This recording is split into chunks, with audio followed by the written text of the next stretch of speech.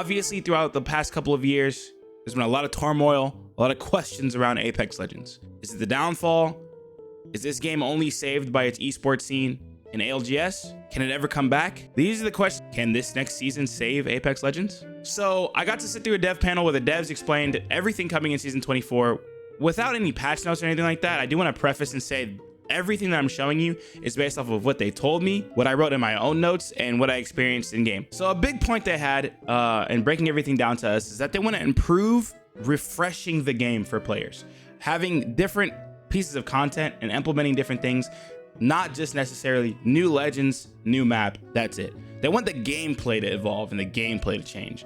Obviously, the game's been around for 6 years, and sometimes things can get stagnant. We can get really bored of things. We know in the past year of Apex, we've had things like legend upgrades and the legend classes and stuff like that to like refresh the game and make the gameplay feel refreshed. I think they're kind of pushing that direction more and more and more and changing things. So with that, there's one major change that I want to show you guys. So when you load into game, you're gonna see these things. You're gonna see indicators of these things all over the map, not only on the map when you open it up, but in the sky when you're falling in. These things are something brand new to the game, and they're called arsenals. This is a light ammo derivative arsenal. They're arsenals of every single ammo type and every single weapon type in the entire game all over the map. There are stations like this in every single POI all over the map. These stations are equipped with every weapon type of each ammo type. Oh, so when I get off drop, if I'm contesting a team in the POI, I want to grab an R9. I know that this POI has a light station and light arsenal in the POI. I'm landing directly on it, grabbing the gun right away, as well as ammo.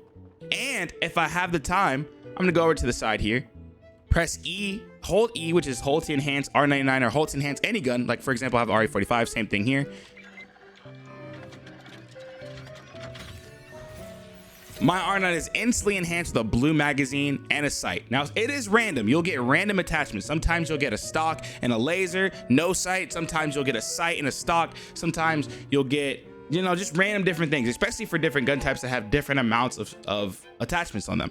And that's the new weapon system in Apex. This is what they wanted. They wanted you to be able to go directly and find the guns that you want to use right away and not have to search through bins and run around with and have the possibility of landing in a POI with no weapon. I did like it in the game, and it did make it a little more fun when I knew that, oh, this POI has a shotgun on this thing, or this POI has a wingman, I can grab this off drop, something like that. It was a little bit more fun to use. So I do enjoy the arsenal system in the game. So speaking of weapons, they went a little nuts on this season when it comes to weapons. For the first time in the history of the game, every single gun in the game is buffed.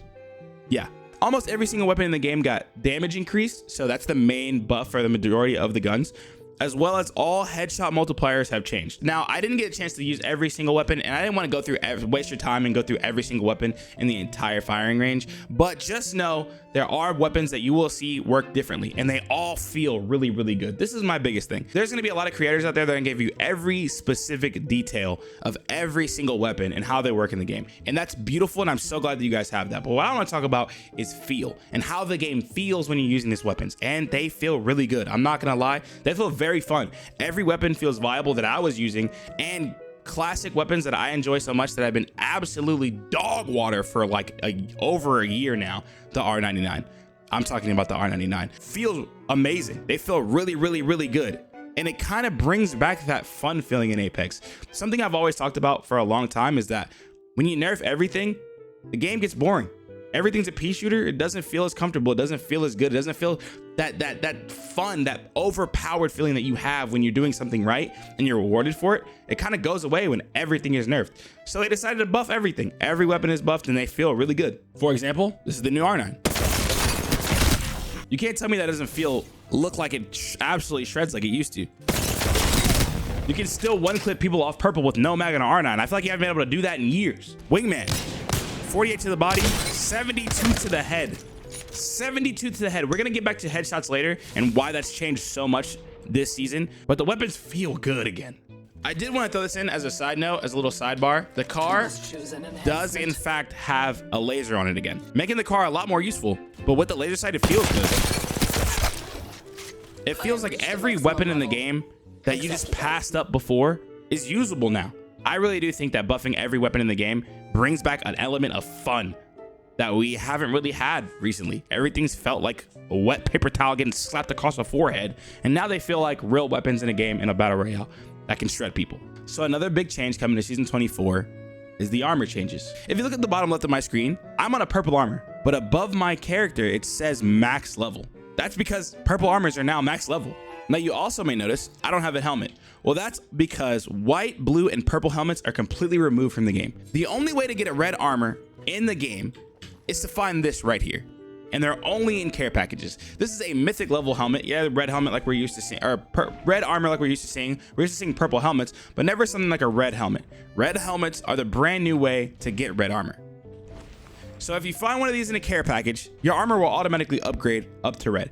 Whatever your low level evo armor is, once you find a red helmet, it automatically jumps and upgrades you up to a red armor. But the caveat is that red helmet on your body doesn't actually change your headshot percentage.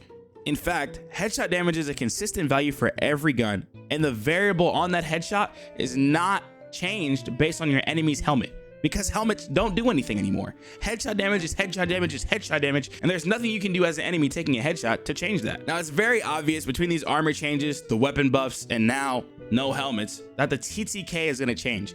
And that may be for a good thing, and it may be for a bad thing, depending on your experiences and what you like about the game. But the devs told us that that wasn't necessarily healthy for the game. Living through a 3rd, 4th, 5th, and 6th party, having 5 teams stall for into end game, just fighting over and over, poking till everyone runs out of utility, heals, whatever it may be, is not the most healthy situation and may not impact for the most fun. It is a little more competitive in my opinion, but it might not be the most fun.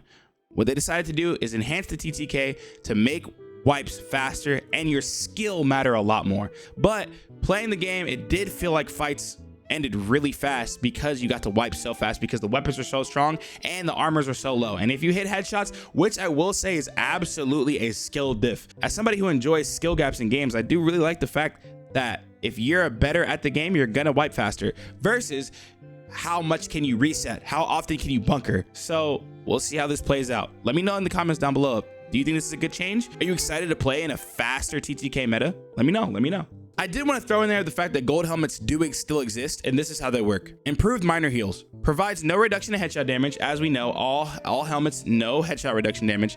Sets shield capacity to 100. Improves minor heals. Syringes, shields have improved effects. I also want to point out the change that both shield cells and syringes can now stack in your inventory up to 6 slots, as well as can be used faster. So you can see I'm damaged. To pop a syringe, it's a little bit faster than original syringes. It's a little bit faster than syringes have been. Need to recharge my shields. As well as shield cells are faster. So those are also quality of life armor improvements that we're dealing with in the game. So yes, you may get shredded faster, but you can heal and reset faster. All right, let's move into Legends. We all know we're coming off the support class meta. A super meta of Lifeline, Newcastle, Gibraltar, even Rampart now as more of a defensive legend. But they want to push the opposite going into season 24. So with that being said, they buff the mess out of the Assault class. This is the Assault class peak meta. Every legend in the Assault class got 2 brand new perks. So perk 1 is called Stowed Reload. The name itself is pretty self-explanatory. Weapons that are stowed after 2 seconds are auto-reloaded. So if you're running around with an R9 and you tuck your R9 to switch out for something like a Mastiff, if you're in the middle of a Mastiff fight, in those 2 seconds of that Mastiff fight, your R9 will be reloaded once you pull it back out. Purple Mag R9, Purple Mag Mastiff. I dump the R9, switch to the Mastiff, use the Mastiff, and after a few seconds, my R9's automatically reloaded. Go back to the Mastiff. You see the right? R9 reloaded. Pretty much if I time things right, I never really have to reload my guns in the middle of a fight. Now perk number 2 is a little more simple than this one. It's called Combat Reserve. In your bag, you have 2 extra slots for grenades. No matter what size bag you have, I have no bag on right now. I have 2 extra slots for grenades. Even though my bag is full, no matter what, I will have 2 extra slots of nades. Fuse mains are gonna go crazy. Now, as you saw when I was showing you the first perks, my character is moving around kind of crazy. Well, this might be my favorite perk in addition to the game completely. Battle Surge is now a thing for all Assault class legends at all times. So this version of Battle Surge is when you crack a shield of an enemy, you get a speed boost, you get faster reload, and that enemy that you crack the shield on is highlighted through walls for your team for a short duration. Yes, we know wall hacks in Apex Legends are synonymous. At one point, the game was almost unplayable because there were so many wall hacks, but I do think that if it's just for a short amount of time, it can be healthy. So it's not too strong, not too OP, but it is something that you can do to help your team out. As a longtime Wraith main, when it comes to similar aesthetics, similar vibes, you know Ashe is very, very enjoyable for us. Ashe got a huge buff. Specifically, if you see this blue wall in front of you, that's the length and how far she can go. That's around, in my guesstimation, is around 110 meters. We'll be well even maybe even 130, 137, 140 meters away. So my guess is about 140 meters is where her ultimate can go. A tear to give us an edge. That's how far I can go, and that's how fast it is. So that's a very, very big buff, especially if you know you play a lot of Ashe. Her portal can be a little weak. It's a lot stronger now. If you go look at her changed legend upgrades, you can see on level 2 on the left side, you gain a breach charge, which means you now have 2 charges for her ultimate instead of just 1. So as you can see at the bottom middle of the screen in the ultimate charge, I have 2 charges. So that's what this is what that looks like. Cutting a phase tear. A phase tear. Use it. That's pretty nuts. I'm not gonna lie. Ashe might be meta for the first time, maybe ever. Now to my favorite change of this character by far, and one of the most fun things I've ever done in Apex, her brand new passive. It's called Predator's Pursuit, but pretty much it's a dash. It's that simple. It's an omnidirectional dash, which means you can go in any direction. You can dash backwards, left, right, anything like that. And this is what that dash looks like in game. So how to activate it is you just double jump. So you jump and you press jump again. Now this does make it a little weird if you're a movement nerd like myself who enjoys, you know, tap strafing and moving around crazy and super gliding and stuff. You probably have your jump bound on your mouse, on your mouse or your scroll wheel. It does make it a lot more finicky now when you're using your scroll wheel. Kind of like, very similar to like using Valk with her jetpacks. If you use your scroll wheel to jump, it kind of activates and spams her jetpacks for a second. Something very similar to this. In my opinion, this is one of my favorite things, and I can't wait to see disgusting movement players that play Ashe, Cloudy, use this brand new passive. But personally, I would love to see another button that's not just, or another bind that's not just jumped to be used for this. If I can move the bind off of my spacebar or my scroll wheel so I can still jump and tap strafe and do my normal things normally without accidentally activating it, I think that'd be a perfect way to add this passive to the game. If you go to her level 3 skill tree, you can in fact do the same thing that you did to your ultimate to this new passive. Ghost in the Machine adds 1 dash charge. So not only 1, you can have 2. An upgrade has been selected. Jump, hit the ground, and it comes back extremely fast. So you can have these dashes pretty much all the time. When I was playing, I played a ton of Ashe in the playtest. When I was running around, I was dashing everywhere. Let's go this way. Let's put you in a bind. Shooting. Reloading. Cut down an enemy. A phase tear. Use it. Care package.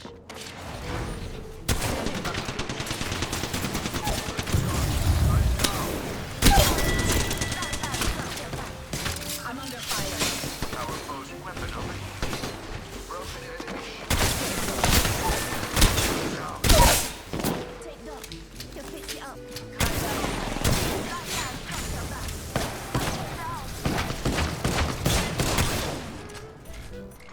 Reloading. Thermite.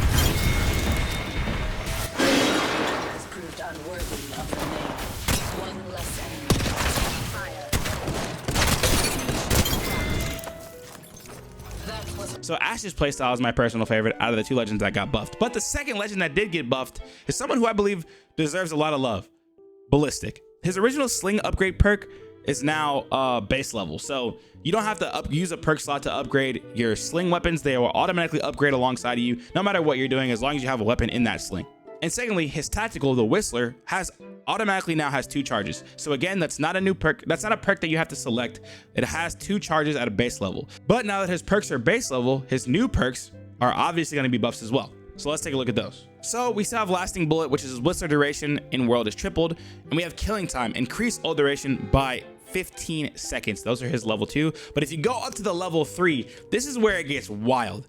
Extra bullets, double the number of Whistler charges. So he already has 2 Whistlers at base level, but if you double the Whistler charges, that's 4 Whistlers. So he can now throw 4 Whistlers to overheat 4 different people at one time in the game. That's nuts. There's one more change to Ballistic that is wild. So as we all know, running Ballistic, he has a sling weapon. And one thing that happened in the past is that you can never put like care package weapons in the sling. That's changed. You can now put care package weapons as his 3rd weapon in his sling. And yes, that means during his ultimate, the buffs that the sling gets still gets that. So if I go up to a Kraber and I equip my Kraber to sling and I pop my ultimate, my Kraber now has infinite bullets. That's right, infinite Kraber bullets.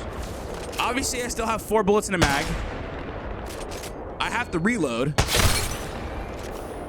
I do have fast reload on Kraber, but my Kraber has infinite bullets. This is one of the most insane changes I have ever seen in this game. And in my opinion, if you know how to utilize this correctly, Ballistic's going to be super strong. Obviously, there's going to be other legend changes outside of just the assault class, but we didn't get any patch notes and they didn't let us know anything. So we'll have to see that when the patch notes come out for season 24. But the changes they wanted to harp on were the changes coming to the assault class, where it be these new perk systems and the buffs to Ash and Ballistic. So let me know, are we going to see a new, more aggressive meta to finally get rid of revive meta that we've been dealing with for the past season? I guess we'll find out. There's a lot of quality of life changes coming to season 4 as well. Little stuff that I think can improve the player everyday experience. Stuff like the way that the lobby looks now is a little bit different. There's a different place that you can see where your teammates are in the lobby with you. There's different places to track your XP and how you're gaining in your levels and stuff of that nature. As well as at the end of your match summary, there's a little bit more information. Everything from weapon challenges, XP additions, level upgrades, rank if you're playing rank, stuff like that, which is really cool stuff. But there's one quality of life change that I think is actually really beneficial to the game, and now that it's added in season 24, I don't know why it's taken this long, and we probably should have had it a long time ago, but it does look really good. And honestly, even just the aesthetic of the game feels good when seeing this. There are now visible POI names during the drop ship and when you're dropping in. A lot of times before, if you wanted to know the name of the map, if you just didn't have it memorized, you'd have to open the map and tell somebody what, you know, oh, let's go to this POI, let's go to that POI, ping this POI, call this, call that. Now it's directly in the sky, and there's a lot of information on those markers. You can see what arsenals are at each POI, but you can also see what loot tier is at POI. So we know Apex has different loot tiers and different POIs.